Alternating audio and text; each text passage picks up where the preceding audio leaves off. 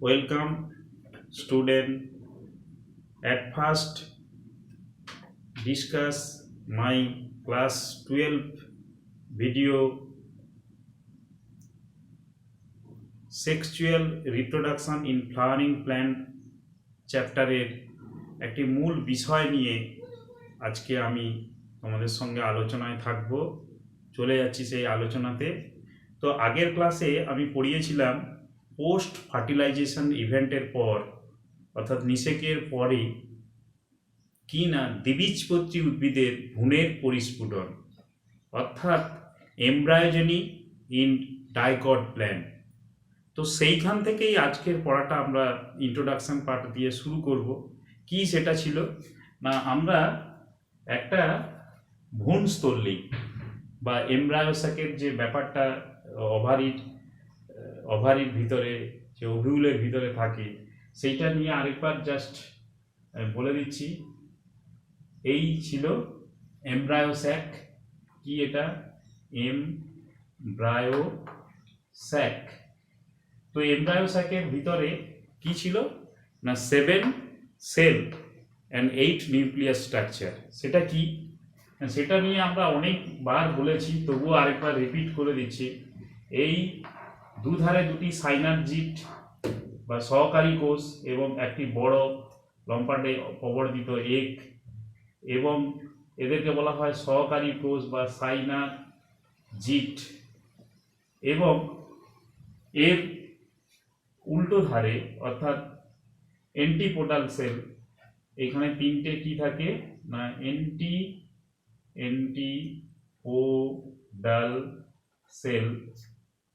এন্টিপোডাল sell এবং মাঝখানে দুটি নিউক্লিয়াস পাশাপাশি থাকে। এদেরকে আমরা কি বলি না পোলার পোলার পোলার পোলার নিউক্লিয়াস বা নিউক্লি। তো এই পোলার নিউক্লি আর এটা সেন্ট্রাল সেল হিসাবেও থাকে। এখানে তাহলে 1 2 3 4 5 6 7 8 8টা নিউক্লিয়াস আছে। আর যদি আমরা কোষের নিউক্লিয়াস সহ কোষ ধরি তাহলে 1 2 3 এই দুটো একসঙ্গে ফিউশন হয়, বিবাহ হয়, মিলন ঘটে। তখন এটা NN স্ট্রাকচার 2N স্ট্রাকচার হয়।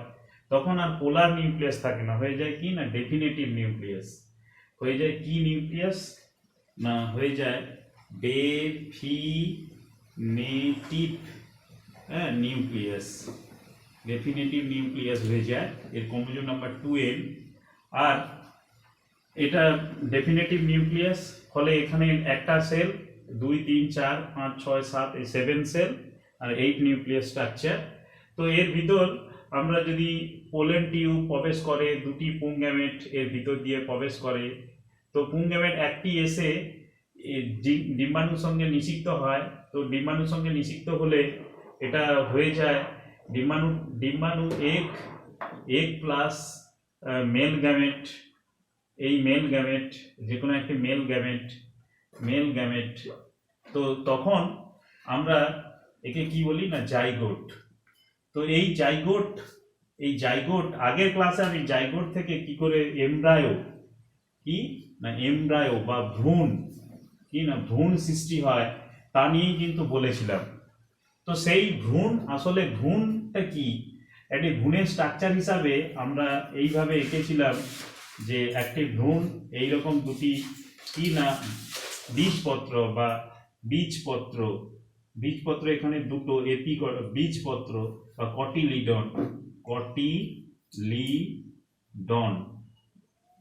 কটিলিডন এই বীজপত্র, এবং এখান থেকে এইভাবে নেমে এরকম একটি ছবি এঁকেছিলাম। এটাকে আমরা কি বলি রুট ক্যাপ। আর এই অংশটাকে আমরা কি ভ্রূণমূল বা কি বলি রেডিক্যাল। আর উপরের অংশকে কি বলা হয় ভ্রূণমুকুল বা প্লিমিউল। হ্যাঁ, আর এখানে আমরা একে বলা হয় এপিকটাইল, এটাকে বলা হয় হাইপোকটাইল। অর্থাৎ এটা বীজপত্রাব কাণ্ড, বীজপত্রাধি কাণ্ড, অর্থাৎ এখান থেকে মূলত্র তৈরি হয়, এখান থেকে মূল তৈরি হয়, কি তৈরি হয়? মূল। এখান থেকে মূলত্র, আর এখান থেকে তৈরি হয় কি তৈরি হয় না বিটক। হ্যাঁ, এইভাবে একটি ভ্রূণস্থলীর ভিতর ডেভেলপমেন্টের দ্বারা জাইগোট কি হয় না ভ্রূণে কনভার্ট হয়।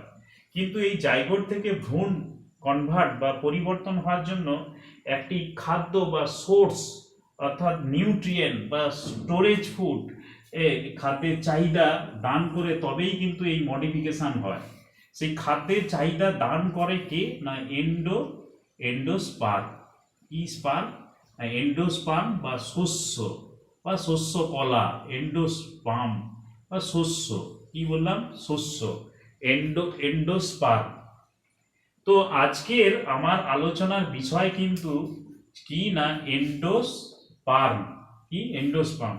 তাহলে এন্ডোস্পার্ম আসলে এই যে আসলে storage of food of the embryo sac, যেটি আসলে জাইগোটের পরিস্ফুটনের দ্বারা একটা ছোট্ট শিশু চারাগাছ বা এমব্রায়ো সৃষ্টি করতে সহায়তা করে, তাকে আমরা আসলে এন্ডোস্পার্ম বলবো। আসলে এন্ডোস্পার্মের উৎসটা কি না এই যে ডেফিনেটিভ নিউক্লিয়াস, এই আরেকটি যে মেল গ্যামেট, একটি মেল গ্যামেট এখানের সঙ্গে নিষিক্ত হলো, আরেকটি যে মেল গ্যামেট থেকে গেল, তার মানে কি ডেফিনেটিভ নিউক্লিয়াস ইজিক্যাল টু, তাহলে এটাকে আমরা এখান থেকে এই নিউক্লিয়াসটাকে আমরা 2n স্ট্রাকচার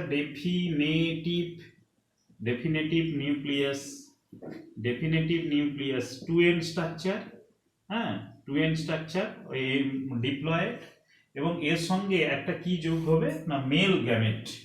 কি গ্যামেট না মেল গ্যামেট। তো এই মেল গ্যামেটের ক্রোমোজোম নাম্বারও n, এটা 2n স্ট্রাকচার। তাহলে এদের আসলে এখানে দুটি নিউক্লিয়াসের মিলন হয়েছে, এখানে একটি নিউক্লিয়াস nn স্ট্রাকচার ছিল, অর্থাৎ এখানে কিন্তু মিলনটাকে আমরা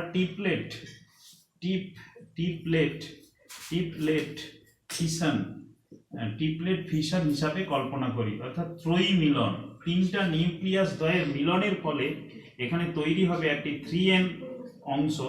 এই 3n অংশটির নাম আসলে কি না এন্ডোস্পার্ম বা শস্য। তাহলে এন্ডোস্পার্ম এই এন্ডোস্পার্ম আসলে এক ধরনের কি না খাদ্যজাত উপাদানের, মানে এখানে শ্বেতসার, protein, storage food, cellulose, hemicellulose, বিভিন্ন উপাদান অর্থাৎ শ্বেতসার, পলিস্যাকারাইড এই এন্ডোস্পার্মের ভিতরে জমা থাকে। আর এই এন্ডোস্পার্মই খাদ্য এই শিশুটাকে অর্থাৎ এই জাইগোট থেকে ভ্রূণ তৈরিতে খাদ্য দান করে। অর্থাৎ আমরা এটাকে একটা খুব সহজ সিম্পল ভাবে তোমাদেরকে যদি আমরা ডিসকাস করি, সেটা কি বলতো, যে সব কিছু দিয়ে রান্না করা হয় আর আমরা সেই রান্নাজাত খাদ্য খেয়ে বেঁচে থাকি, অর্থাৎ রান্না করার অংশটি আসলে এন্ডোস্পার্ম। আর ভ্রূণ, এই জাইগোট থেকে ভ্রূণ কি এর কাছ থেকে রান্না করা খাবারটা নিয়ে এরা কি করে না তৈরি হয়। এই হচ্ছে আমার মানে খুব সহজ ব্যাখ্যা, এইটারই নাম হচ্ছে এন্ডোস্পার্ম। তাহলে আসলে এন্ডোস্পার্ম এই একটি ভেজিটেটিভ অংশের ফার্টিলাইজেশনের দ্বারা একটি মেল গ্যামেটের সঙ্গে যুক্ত হয়ে এই 3n স্ট্রাকচার তৈরি করে। আসলে এটি একটি পলিপ্লয়েডি নেচার দেখাচ্ছে। তাহলে পলিপ্লয়েডি নেচার হিসাবে এখানে আমরা কি দেখতে পাচ্ছি না 3n স্ট্রাকচার। তো এই 3n স্ট্রাকচারই পরবর্তীকালে একে খাদ্য দান করে। এই এন্ডোস্পার্মের ক্ষেত্রে ধরো এটা একটা সিট, তো এটাকে আমরা কি একটা সিটের কি এটাকে সিট কভার, তো সিট কভারের ভিতর তাহলে দুজন থাকছে, একটা কি জাইগোট, তো এটার নাম কি জাইগোট। তো জাইগোট তো এই জাইগোটটি পরে আসলে ভ্রূণ হিসাবে পরিস্ফুটিত হয়, আর বাকি অংশ জুড়ে আছে কি না এন্ডোস্পার্ম। তো এই এন্ডোস্পার্ম থাকে। যদি এই এন্ডোস্পার্মের বাইরের একটি কভার আছে, এই কভারটি প্রোটিনের লেয়ারের, একে কি বলা হয় অ্যালুরিন স্তর হিসাবে আমরা কল্পনা করি। আর কি স্তর না অ্যালুরিন স্তর। এছাড়া এই এন্ডোস্পার্মের মধ্যে কিছু ওয়েল এন্ডোস্পার্ম আছে। ওয়েল মানে আমার তৈলাক্ত এন্ডোস্পার্ম আছে, যেমন তৈলাক্ত কোকোনাট থাকে। এছাড়া যেই এন্ডোস্পার্মটি একটি সেলুলোজিক স্ট্রাকচার, অর্থাৎ সলিড কি বললাম আমরা, সলিড মানে এন্ডোস্পার্মিক প্রকৃতির সলিড সেলুলোজিক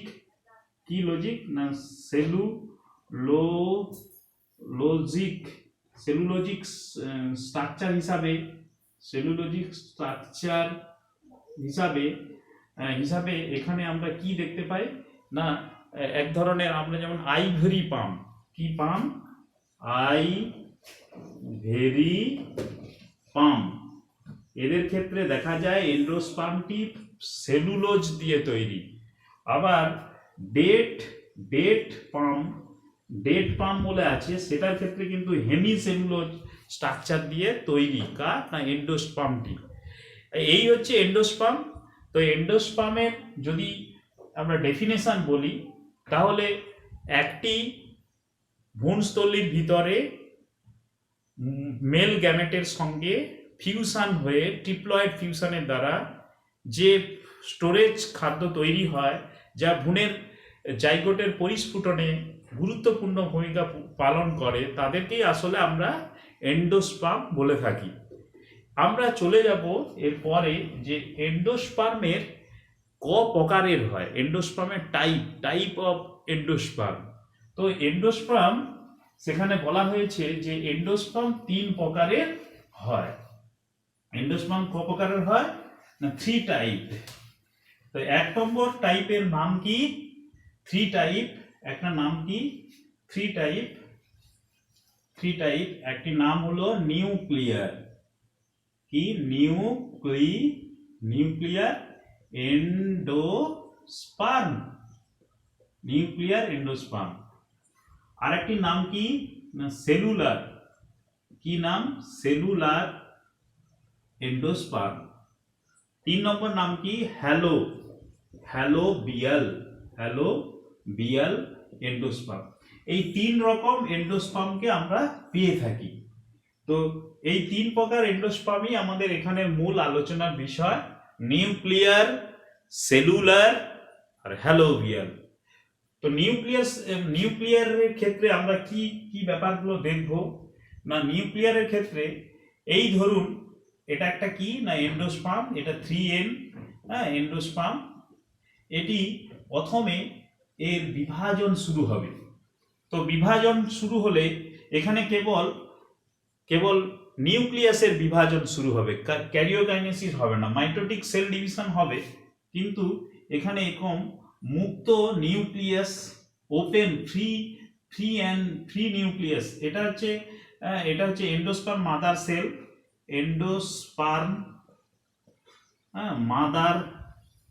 মাদার সেল। আর এটা হচ্ছে কি ফ্রি নিউক্লিয়াস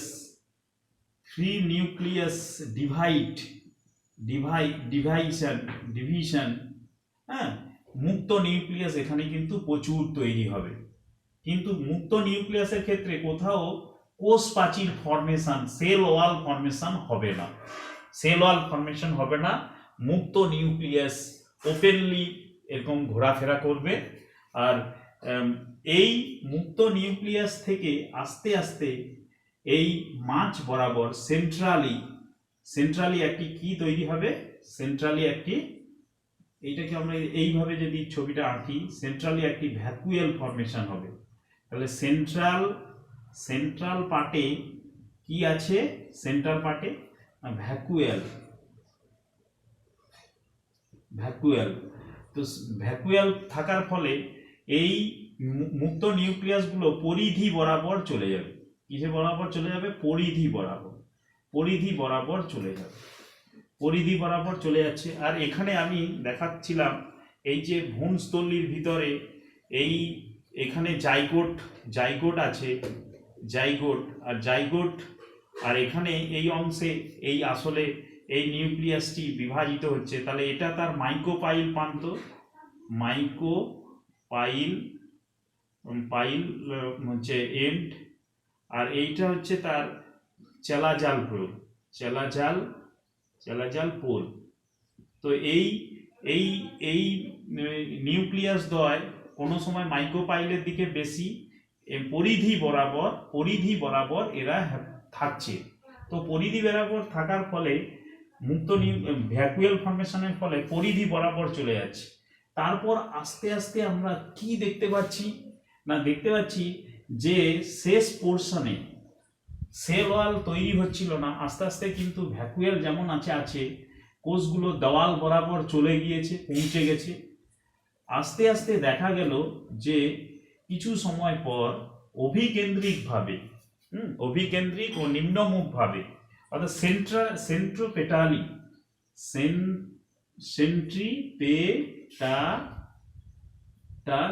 সেন্ট্রিপেটালি এবং বেশি পেটালি ভাবে আসল বিভাজিত হতে হতে এগুলো কোষ প্রাচীর ফর্মেশন শেষের দিকে করবে, কোষ প্রাচীর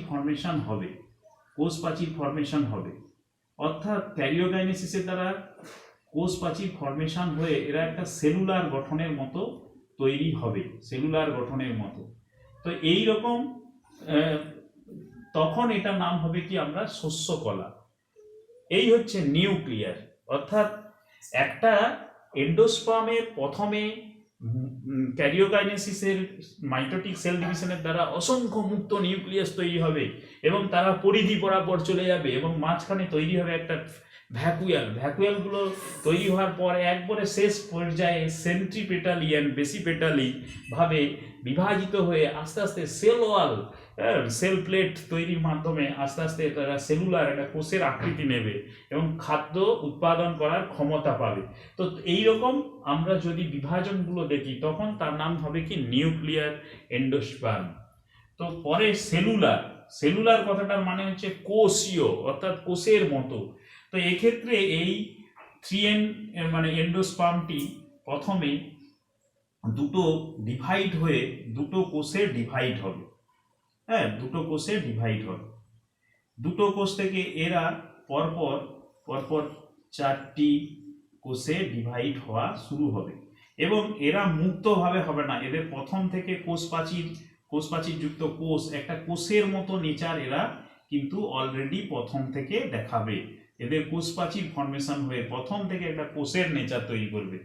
প্রথমে ট্রান্সভার্সলি, পরে কিন্তু এরা উলম্বভাবে বা তির্যকভাবে বিভাজিত হয়ে কিন্তু কোষগুলো তৈরি করতে পারবে এবং শেষের দিকে এরা কি করবে না, এই এন্ডোস্পার্ম যখন শেষের দিকে জাইগোটকে খাদ্যের চাহিদা মেটানোর জন্য এরা বিভাজন শুরু করবে, এরা কিন্তু পুরো কোষ মানে পুরো অংশ জুড়ে কি না একটা কোষের ন্যায় নেচার এরা কিন্তু তৈরি করে একটা সেলুলার পার্ট তৈরি করবে এবং পুরো খাদ্য দান করার ক্ষেত্রে এরা কিন্তু গুরুত্বপূর্ণ ভূমিকা পালন করে। আচ্ছা, আরেকটু কথা বলে নিই, এই নিউক্লিয়ার এন্ডোস্পার্মের কিন্তু এক্সাম্পল যদি আমরা দেখি, এক্সাম্পল, তো সেক্ষেত্রে আমরা কি না ম্যাঙ্গিফেরা, মালভা, ক্যালোট্রপিস,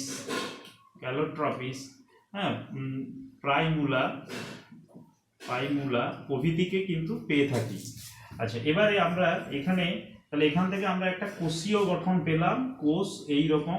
এক্ষেত্রে আমরা এখানে একটু বলে নিই, এক্ষেত্রে এই অংশটি যখন এখানে বড় করে তৈরি হবে আসলে একটা গহ্বর টাইপের তৈরি হবে, কিন্তু যদি আমরা এই কোষীয় স্ট্রাকচারকে এখানে কল্পনা করি, তো এখানে আমরা যদি কল্পনা করি তাহলে কিন্তু পুরো অংশ জুড়ে কোষ মানে সেলুলার অবস্থায় থেকে একে শস্য বা এন্ডোস্পার্ম হিসাবে এই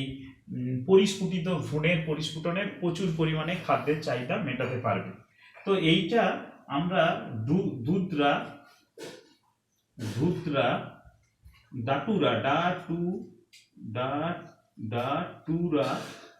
ডাটুরা এবং পেটুনিয়া প্রভৃতি উদ্ভিদের ক্ষেত্রে কিন্তু আমরা পেয়ে থাকি। প্রভৃতি উদ্ভিদের ক্ষেত্রে পেয়ে থাকি। এবার আমরা চলে যাচ্ছি helobial. Helobial is a middle type endosperm, nuclear এবং সেলুলার উভয়েরই স্ট্রাকচার দিয়ে আসলে হ্যালোবিয়াল তৈরি।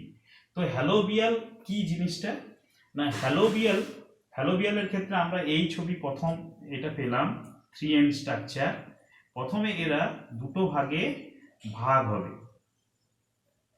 তাহলে একটা কি ছোট আর একটি ছোট একটি বড়। এটা মাইকোপাইলের দিকে, মাইকোপাইল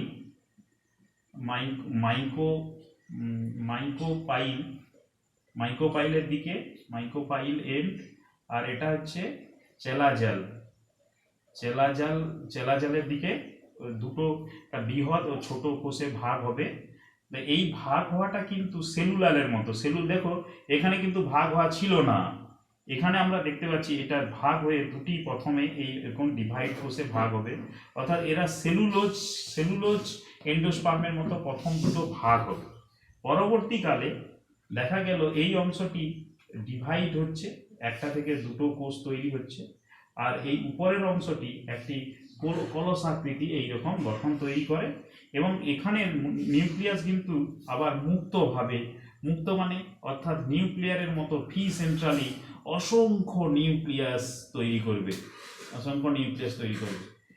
এবং এটা আস্তে আস্তে পরবর্তীকালে আমরা যত এই ছবিটা এগোবে, তাহলে আমরা দেখতে পাচ্ছি প্রথম স্টেপটা কার মতো, সেলুলারের মতো, কিন্তু এই বড় কোষটির ভিতরে আবার নিউক্লিয়াস মানে নিউক্লিয়ার এন্ডোস্পার্মের মতো কিন্তু গঠন আমরা দেখতে পাচ্ছি। এবং পরবর্তীকালে এরা আরও যখন মানে বড় অংশে তৈরি করবে, এই অংশটি পরের দিকে আর পরিস্ফুটিত হয়ে অকেজ হবে, আর এই অংশটি কিন্তু আবার একটি কোষ প্রাচীর যুক্ত কোষে কিন্তু পরিণত হবে, এবং তখন তারা আবার শস্যতে পরিণত হবে। এই হচ্ছে ব্যাপার। তাহলে আমরা এইভাবে এই ছবিটা আঁকলাম যে এটি খুব গুরুত্বপূর্ণ, যে it is found in 18 families. it is একটা মনোকট ফ্যামিলির মধ্যে কিন্তু এটা আমরা দেখতে পাচ্ছি। কাকে না, এই হ্যালোবিয়াল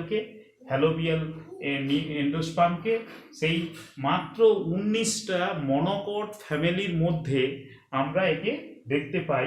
এরপর একটা এক্সাম্পল আমরা দিচ্ছি হ্যালোবিয়াল কি নাম কি, হ্যালোবিয়াল নিউক্লিয়ারের এক্সাম্পল হবে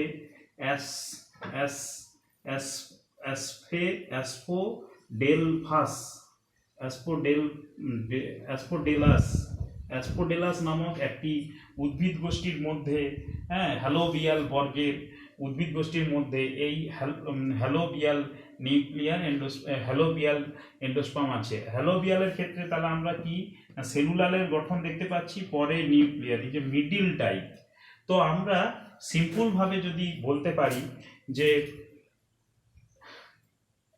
মানে আমাদের প্রায় 56% এনজিওস্পার্মিং ফ্যামিলি, 56% এনজিওস্পার্মিং ফ্যামিলির উদ্ভিদের ক্ষেত্রে কিন্তু নিউক্লিয়ার একটি কমন অকারেন্স অফ দ্য হচ্ছে এন্ডোস্পার্মিক প্রকৃতি বা নেচার দেখা যায় 56% এনজিওস্পার্মিক ফ্যামিলির উদ্ভিদের ক্ষেত্রে। আর 25% ফ্যামিলির উদ্ভিদের ক্ষেত্রে আমরা দেখতে পাবো কি না এই হচ্ছে সেলুলার এন্ডোস্পার্ম, কিন্তু এদের হচ্ছে মাত্র 19% মনোকট ফ্যামিলি। মনোকট, এটা ডাইকট এর ক্ষেত্রে মনোকট, যে অ্যাসপোডেলাস নামক হ্যালোবিয়াল বর্গের উদ্ভিদের ক্ষেত্রে আমরা দেখতে পাবো।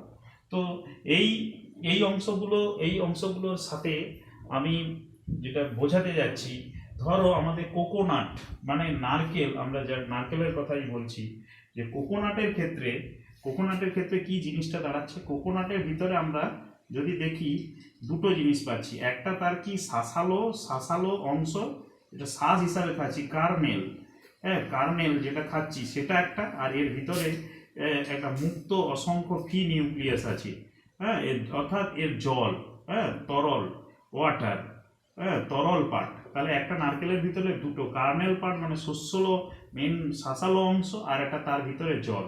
এই জলের ভিতরে কিন্তু অসংখ্য ফ্রি নিউক্লিয়ার মানে এই নিউক্লিয়ার এন্ডোস্পার্ম দেখা যায়। তাহলে ডাবের জলে নিউক্লিয়ার এন্ডোস্পার্মিক প্রকৃতির কিন্তু এন্ডোস্পার্ম হয়, কিন্তু তার যে শাঁসালো অংশ সেখানে কিন্তু হবে কিন্তু কি না হচ্ছে সেটা কার্নেল প্রকৃতির, অর্থাৎ সেটা হচ্ছে সেলুলার প্রকৃতি। তাহলে আমরা ডাবের জলে হচ্ছে নিউক্লিয়ার, আবার ডাবের শাঁসালো যে অংশ সেখানে কিন্তু কি এন্ডোস্পার্ম দেখা যাচ্ছে না সেলুলার এন্ডোস্পার্ম দেখা যাচ্ছে। এটা আর একটা কথা বলি যে এটা যেহেতু এনজিওস্পার্ম তাদের ক্ষেত্রে আমরা 3N বা পলিপ্লয়েডি এন্ডোস্পার্মের কথা বলেছি, অর্থাৎ এদের ক্রোমোজোম নাম্বারটা 3N বা টিপ্লয়েড।